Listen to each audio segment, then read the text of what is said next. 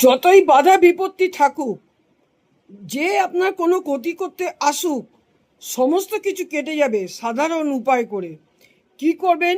অমাবস্যা, পূর্ণিমা, এই দুটো দিনকে করতে পারবেন। এক, কি করবেন? কৃষ্ণ তুলসী গাছের শিকড় দিনের বেলায় নেবেন, বেলা 12টার মধ্যে নেবেন। নিয়ে ওটাকে ধুয়ে একটা তামার তাবিজের মধ্যে ভরবেন।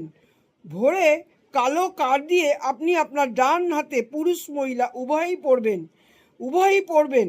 এবং এতে কি হবে? আপনার বাধা বিপত্তি, কেউ আপনার ক্ষতি করতে চাইছে, নজর দোষ, খারাপ দোষ যা কিছু আছে অবশ্যই দূর হবে। এবং এই মন্ত্রটা কি? মন্ত্রটা হচ্ছে এং ক্লিং রিং সাং ওম ফট সাহা। এই মন্ত্রটা জপ করবেন। এই মন্ত্রটা আমি লিখে দেবো, এই মন্ত্রটা লেখাটা নিয়ে নেবেন। কাজটা বলে দিলাম, কীবার করবেন। এই পূর্ণিমা আর অমাবস্যাতে করতে পারেন। কৃষ্ণ তুলসী গাছের শিকড় নেবেন। এই যে হচ্ছে লাগবে, অল্প একটু শিকড় নিয়ে এটা করবেন। 1 বছর পড়বেন, 1 বছর বাদে ওটা আবার চেঞ্জ করবেন।